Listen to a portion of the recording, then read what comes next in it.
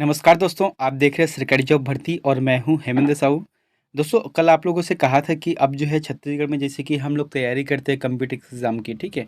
तो छत्तीसगढ़ के कई ऐसे विभाग हैं जिसमें से छोटा-छोटा जो है नोटिफ़िकेशन निकलता है जॉब के लिए, जैसे कि 5 पद है, 10 पद है, 50 पद है, 32 पद है। तो इस तरीके से जो जानकारी निकलता है वह ऑफ़लाइन रहते हैं।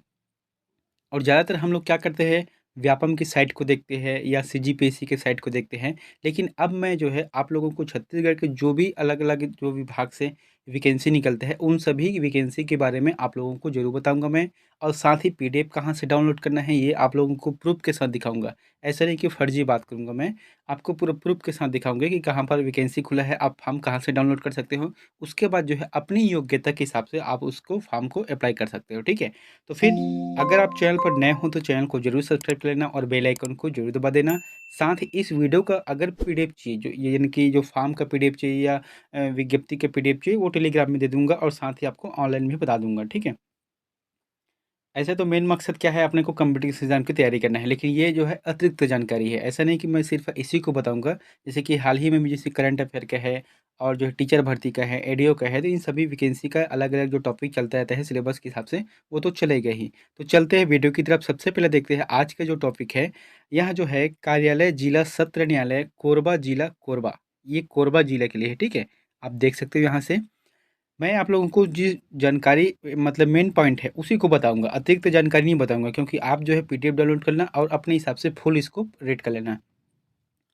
यहाँ पर कब है कि कोरबा से निकला है 28 मार्च 2023 को, 28 मार्च 2023 को निकला है यहाँ।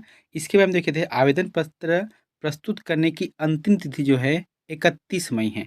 31 मई तक जो है शाम के 5 बजे तक आपको आवेदन करना है। वो भी किसमें? रजिस्टर्ड स्पीड पोस्ट में करना है या रजिस्टर्ड पोस्ट ऑफिस के माध्यम से करना है। यहाँ पर देखे थे सबसे पहले क्या है, हमको मेन पॉइंट में चलते हैं, कौन-कौन से पद है उसको देखे थे, ठीक है? एक खुला है स्टेनोग्राफर जो कि हिंदी में है, एक स्टेनोग्राफर जो कि अंग्रेजी में है और एक सहायक ग्रेड 3 है। तो स्टेनोग्राफर हिंदी के लिए 2 पोस्ट है, यहाँ पर देख सकते हो, और अंग्रेजी के लिए 2 पोस्ट हैं और सहायक ग्रेड 3 के लिए जो है 3 पोस्ट हैं। कुल मिलाकर 32 पोस्ट खुला हुआ है। कहाँ पे? कोरबा में खुला है। अब यहाँ पर इसके जो है एसटी, एससी, ओबीसी के हिसाब से देख सकते हो जनरल कहाँ-कहाँ पर कितना-कितना पोस्ट है, कौन-सा जैसी कैटेगरी में आ रहा है, वो सभी जानकारी यहाँ पर आप लोगों को मिल जाएगी। इसके बाद देखते हैं क्या लिखा है यहाँ पर। पहला पॉइंट को देखते हैं कि आरक्षित अनारक्षित वर्ग के पदों की संख्या परिवर्तित माननीय छत्तीसगढ़ उच्च न्यायालय बिलासपुर के तहत की जाएगी। यानी कि जैसे कि 32 पोस्ट है, हो सकता है इसको बढ़ाना है, घटाना है, ये जो है न्यायालय ऊपर डिपेंड करता है। बाकी यहाँ पर कुछ खास नहीं है, जैसे कि महिला भूतपूर्व सैनिकों के आरक्षित पद पर उस श्रेणी के योग्य उम्मीदवार नहीं होने पर जो है आरक्षित श्रेणी के मुक्त पदों को वरीयता के आधार पर प्रदान की जाएगी। यानी कि महिला और पुरुष नहीं बन रहे हैं, लेकिन उसकी जगह को भरना है, तो फिर आरक्षित जो पोस्ट है उसके जो कैंडिडेट है उसको वहाँ पर जगह दिया जाएगा। इसके बाद देखें तो यहाँ पर भर्ती की जो पात्रता एवं शर्तें हैं, कौन-कौन सी इसका शर्त है, क्या-क्या इसका जैसे कि योग्यता है उसको देख लेते हैं।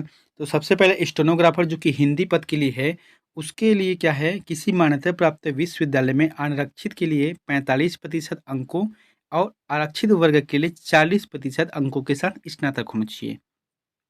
ठीक है? छत्तीसगढ़ या जो मध्य प्रदेश है, शीघ्र लेखन या मुद्रण लेखन बोर्ड शासन द्वारा मान्यता प्राप्त अन्य समकक्ष में हिंदी शीघ्र लेखन की परीक्षा उत्तीर्ण होनी चाहिए, ये जो है मान्यता प्राप्त होना चाहिए। उसके बाद क्या है, डिप्लोमा इन कंप्यूटर एप्लीकेशन यानी कि जो डीसीए है, के साथ एमएस वर्ड और इंटरनेट का न्यूनतम ज्ञान होना चाहिए।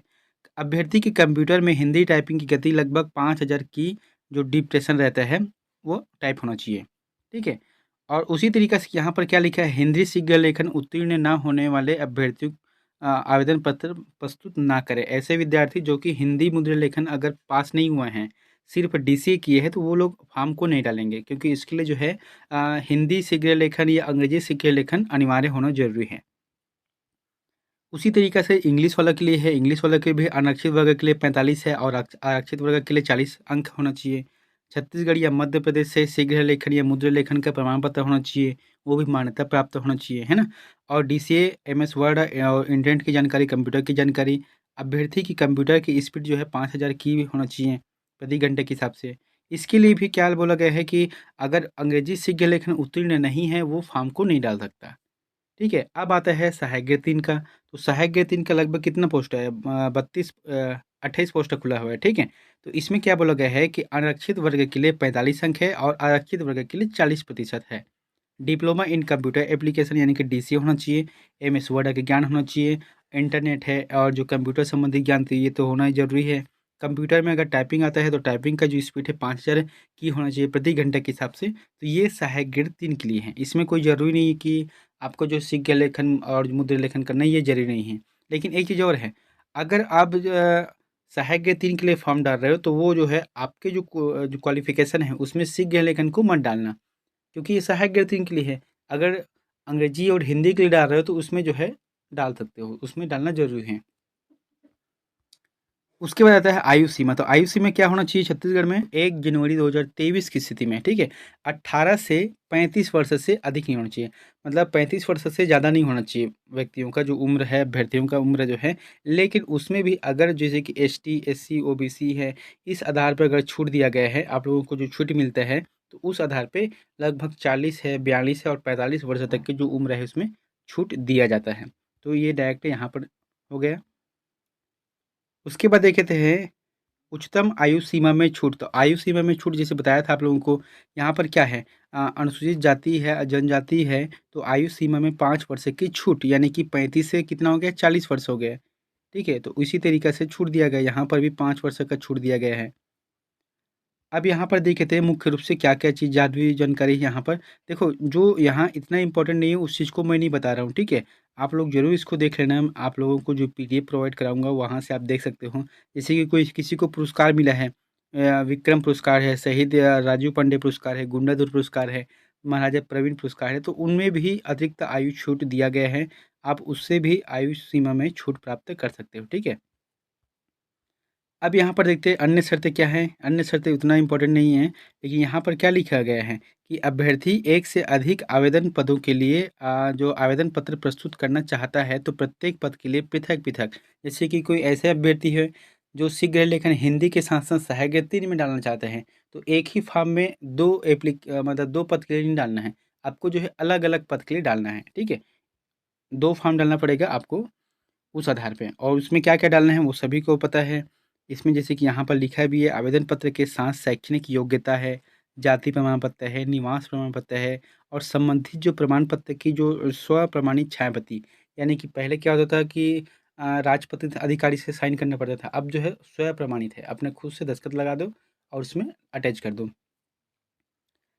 अगर आपको ऑफलाइन फॉर्म को देखना है तो कहाँ से देख सकते हो? यहाँ पर cgecourt.gov.in/कोरबा में देख सकते हो। अभी बताऊँगा आप लोगों को कहाँ से देखना है। अब यहाँ पर क्या लिखा गया है पाँचों पैन में, विज्ञापन में निर्धारित प्रारूप में ही आवेदन पत्र स्वीकार किए जाएँगे। अपने हिसाब से जो प्रारूप है उसको नहीं बनाना है। जो विज्ञापन में दिया गया है उसी आधार पर प्रारूप बनाना है, ठीक है?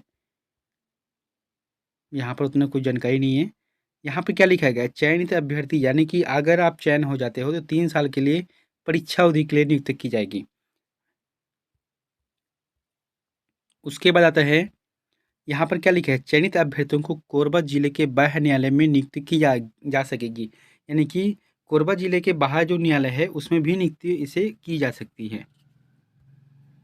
उसके बाद देखते हैं यहाँ पर क्या लिखा है, और जो जैसे कि जो अभ्यर्थी शासकीय सेवा निगम मंडल उपक्रम में जैसे कि कोई कार्यरत है, वो लोग भी अगर फॉर्म डालना चाहते हैं तो उसके लिए क्या चाहिए? अनापत्ति प्रमाण पत्र चाहिए, तब जाके वहाँ डाल सकते हैं, ठीक है?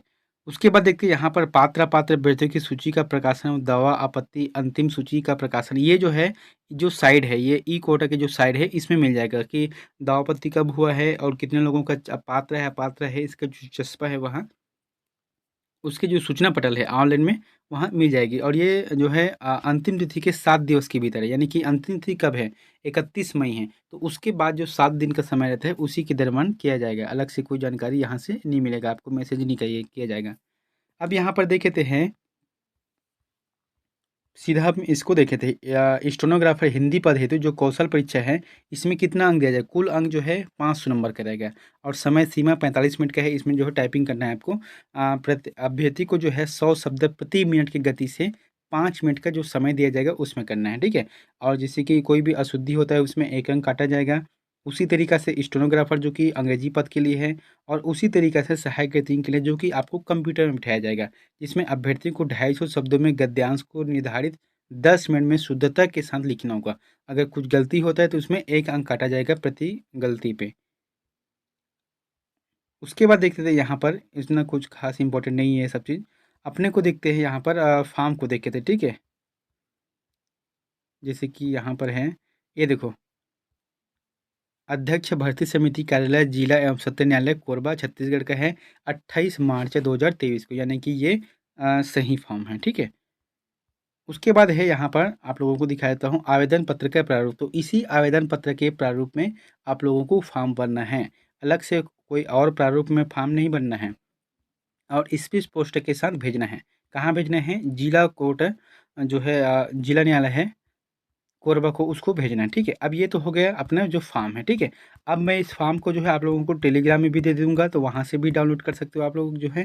लेकिन अब जो है आप लोगों को सीधे इसके साइड में लेकर चलता हूँ, ठीक है। आप वहाँ से भी देख सकते हैं। तो सबसे पहले आपको जाना है कहाँ? गूगल में जाना है। गूगल में क्या लिखना है यहाँ पर? आपको आपको लिखना है korba.gov.in, ठीक है। यहाँ पर जैसे कि मैंने लिखा है korba.gov.in, उसको क्लिक कर देना है। जैसे ही क्लिक करोगे आपको ये कोरबा जो ऑफिस है उसका साइट खुल जाएगा। इसके नीचे में आप जाना, यहाँ पर क्या लिखा है कि office of the district and session जज कोरबा, ठीक है। आप इसको क्लिक करना। जैसे आप क्लिक करोगे तो इसका जो साइड है वहाँ खुल जाएगा, जो कोर्ट का है वो। अब यहीं पर देखो ये जो फॉर्म खुला हुआ है, ठीक है। ऑफिस ऑफ द जज जो है द डिस्ट्रिक्ट सेशन जो जज कोरबा का खुला हुआ है, और स्टार्ट डेट है 29 जो मार्च है, और एंड है 31 मई को है। और यहाँ पर जो है फाइल है, आप इसे फाइल को डाउनलोड कर सकते हो आपके मोबाइल में, आपके कंप्यूटर में वहाँ डाउनलोड हो जाएगा। तो फिर मिलते हैं नेक्स्ट वीडियो में एक नई जानकारी के साथ। Thank you.